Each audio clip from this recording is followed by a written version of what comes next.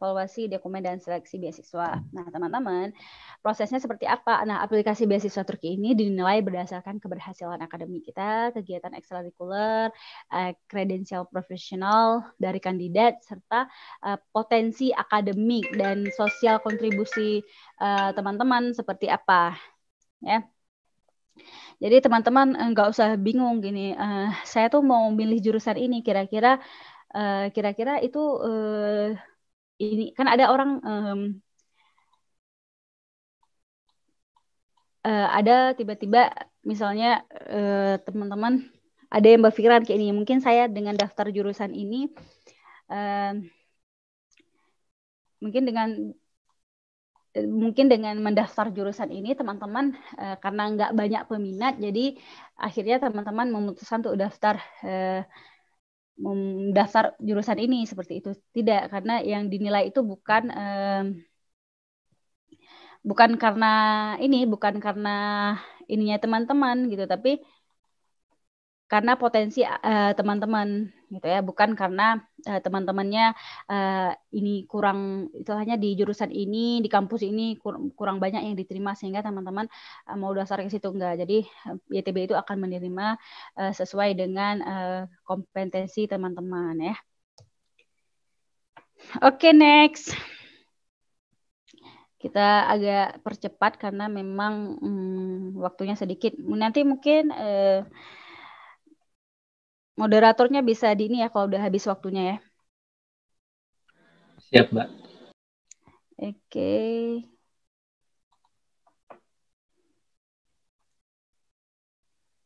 Ya, jadi teman-teman untuk daftar kampus nggak usah ragu-ragu, daftar aja yang paling tinggi ya. Kalau kira-kira teman-teman mampu, ya, that's not a problem ya. Nih, tidak mau jalan lagi. Oke, nah proses penilaian. Nah, jadi teman-teman dalam YTB itu ada penilaian awal dan penilaian akhir ya. Penilaian akhir itu biasanya itu diwawancara. Tapi saya tidak terlalu fokus hari ini kepada wawancara karena kita fokusnya ke seleksi berkas ya dalam dokumentasi. Nah, penilaian awal semua aplikasi itu ditinjau berdasarkan kriteria dasar yang sudah kita sebutkan tadi ya, seperti nilai akademik minimum, batas usia, dokumen yang diperlukan dan lain-lain. Jadi kalau misalnya ada yang kayak merah di apa namanya itu, ada tanda-tanda merah ketika kita aplikasi, itu berarti ada yang lengkap, ada yang salah. Jadi teman-teman harus biru semuanya. Jangan harus sangat berhati-hati sekali dalam mengisi akun. Kemudian jangan juga jangan di akhir-akhir, karena beasiswa YTB itu tidak hanya orang Indonesia yang daftar. Jadi itu yang daftar tuh sangat-sangat banyak gitu. Saya juga termasuk mendaftar pada akhir-akhir pada saat itu, dan itu hampir tidak bisa ke submit padahal itu udah terakhir gitu ya, karena webnya error gitu. Bahkan beberapa kali memang YTB mengumumkan perpanjangan waktu pendaftaran karena websitenya error. Jadi teman-teman perhatikan, mulai kan sekarang lagi dibuka nih, jadi teman-teman sudah bisa nyicil pelan-pelan ya, jangan sampai mendekati deadline, itu sangat berisiko sekali gitu ya. Nah, itu tadi ya, kandidat yang terpilih itu berdasarkan pemenuhan persyaratan yang ditinjau oleh, pasti ada pakar-pakarnya ya, dengan itulah potensi akademik itu ya, kedudukan akademik ya, semakin tinggi IPK maka semakin tinggi nilai rapor, itu semakin peluang untuk diterima itu semakin banyak. Tapi bagaimana dengan teman-teman yang IPK-nya pas-pasan? Nggak masalah teman-teman. Jadi teman-teman bisa menonjolkan di bidang-bidang yang lain gitu. Jangan ini dulu karena rezeki nggak kemana. Kemudian minat akademis, tujuan karir. Nah, saya juga udah bahas ini LUI, masalah LUI itu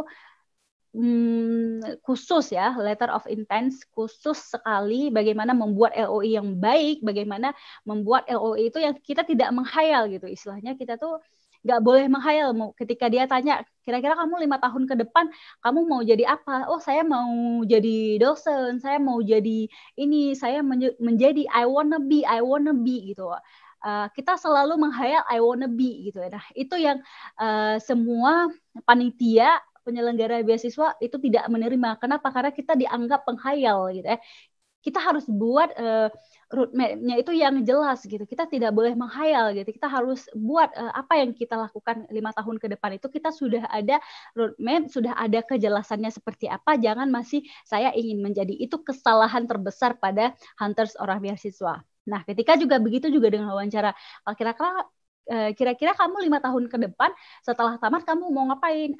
Dia masih menjawab, I wanna be. Saya ingin menjadi guru, saya ingin menjadi dosen, saya ingin menjadi menteri ini, saya ingin menjadi, masih seputar I wanna be. So, kalian itu sebagai hunters beasiswa tidak boleh menghayal. Kita harus jelas gitu. Kita harus bilang, ini misal gitu. Ini contohnya saya 5 tahun ke depan saya sudah buat ini begini-gini dan ini saya akan lanjutkan seperti ini. Saya akan menunjukkan pekerjaan saya seperti ini. Jadi kita tidak boleh masih menghayal I wanna be. Kalau semua ingin menjadi, semua orang juga ingin menjadi ya. Jadi teman-teman kalau khusus untuk letter of intent nanti teman-teman bisa juga langsung itu karena itu pembahasannya itu sekitar 1 jam gitu loh. Jadi teman-teman bisa langsung ke YouTube saya masalah LOI ya.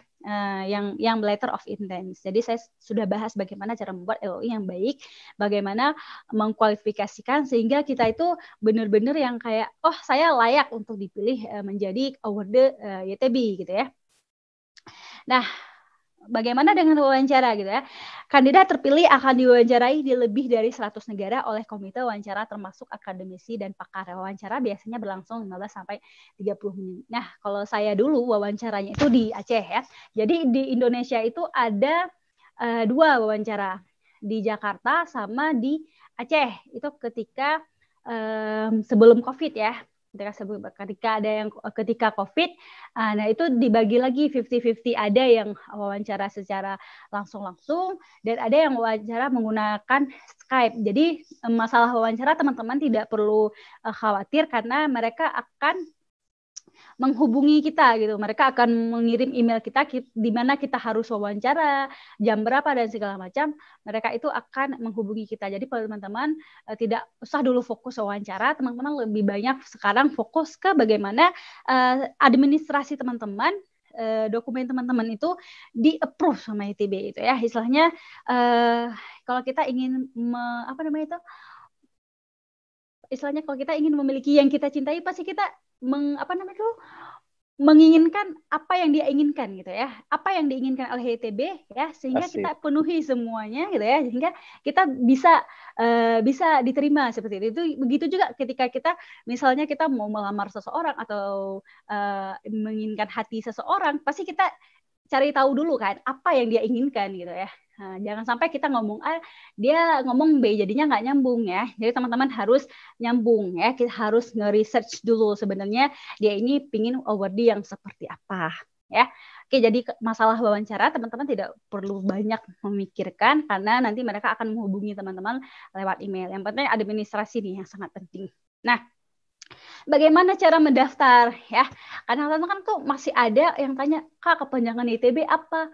Kak, cara daftarnya gimana? Teman-teman tinggal klik ini aja, www.turkiyebuslade.gov.tr ya. Langsung aja teman-teman klik di situ ya. Perbanyak membaca kan, karena pendaftarannya gratis, jadi nggak bisa diwakili sama beasiswa yang lain, lembaga-lembaga yang lain. Jadi teman-teman yang harus mengapply akun YTB ini pakai tangan teman-teman sendiri, data teman-teman sendiri, jadi tidak boleh diwakili ya. Jadi gratis teman-teman ya. Jadi silakan teman-teman yang belum tahu di mana harus didaftar langsung klik ini ya. Saya berkali-kali bilang saya sudah buat buku, saya sudah buat channel YouTube untuk membantu teman-teman semuanya untuk mendaftar gitu. Bahkan di channel YouTube saya detail saya buat itu. Bagaimana dari awal klik pertama sampai bagaimana cara mendaftar gitu ya. Tapi karena sekarang kan media sosial banyak, kita bisa memperoleh informasi yang lebih banyak gitu ya. Gampang gitu. Tapi kalau misalnya masih bermalas-malasan, masih yang tidak mau membaca, itu nggak tahu lagi ya, karena hunters beasiswa itu ya dia tuh sudah harus bisa memanfaatkan sosial media ya untuk informasi seperti ini gitu ya. Jadi teman-teman jangan malas-malas untuk membaca ya. Semangat teman-teman, semoga bisa lah gitu ya, semoga ter-approve gitu. Nah Nah, ini hal ketika teman-teman ketik ini W Turkiye Buslari ini, maka akan muncul di seperti ini ya. Nah, teman-teman nanti bisa ke register dulu ya. Kalau misal teman-teman belum buat akun, tapi kalau misal teman-teman sudah buat akun, langsung aja pakai email, pakai password ya. Nah, di sini nih, nah di sini inilah akun YTB Turki ya, dari homepage sama my application. Nah, ini mungkin teman-teman harus perhatikan yang centang biru itu berarti teman-teman misalnya kayak personal information itu sudah lengkap. Kalau misal dia belum centang biru tapi merah, berarti masih ada yang belum lengkap atau ada dokumen yang belum diupload atau ada sesuatu yang salah, makanya pastikannya terconteng biru. Nah, kalau misalnya yang terconteng kuning, nah academic qualification sama atau my applications itu berarti teman-teman jika ada gitu, itu alangkah lebih baik sih academic qualification tuh jika dicentang biru, tapi atau my application itu dicentang biru juga. Tapi kalau misalnya teman-teman tidak punya itu kan jika ada optional ya. Jadi teman-teman nggak usah panik gitu. Yang penting yang merah-merah tadi itu harus centang biru. Kalau yang kuning tadi itu tidak ada pun tidak apa-apa. Alangkah lebih baik tapi ada. Gitu. Nah, ini harus di homepage ini ya. Teman-teman itu harus benar-benar full gitu. Nah, kemudian tanya lagi nanti, gimana nih Kak, jurusannya kok nggak ada di sini? Nah, setelah teman-teman semuanya ini biru, kemudian teman-teman lanjut ke Teams-nya, teman-teman nanti akan dipandu ke bagaimana cara mengupload CV, bagaimana cara mengupload surat rekomendasi, bagaimana cara mengupload LOI, ya. Dan itu teman-teman akan dipandu. Berarti intinya apa? Teman-teman harus daftar dulu dan buat akun ini, ya. Kemudian berapa nih kuota untuk Indonesia gitu. Ada yang tanya nih, berapa nih kuota untuk Indonesia, untuk Aceh gitu kan, spesial nih Indonesia gitu. Memang YTB itu dia itu setiap tahun itu banyak ngasih kuota untuk orang Indonesia, sampai bahkan ada yang berangkat kalau tahun saya itu sampai 150-an, 200-an gitu ya. Nah, tapi teman-teman YTB, saya pernah tanya ini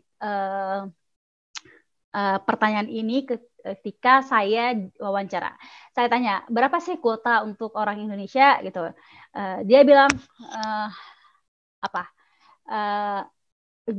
Dia bilang ya, panitia ITB itu bilang kami tidak punya kuota khusus ya. Ini harus teman-teman catat. Kalau yang saya wawancara ini semuanya punya potensi, punya eligibility yang pantas untuk saya terima, maka semua akan saya luluskan.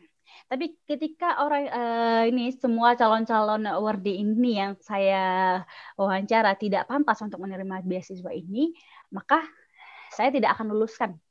Nah, jadi itu kuota-kuota setiap negara itu bisa jadi kuota kita itu diambil sama negara yang lain karena kita tidak punya potensi.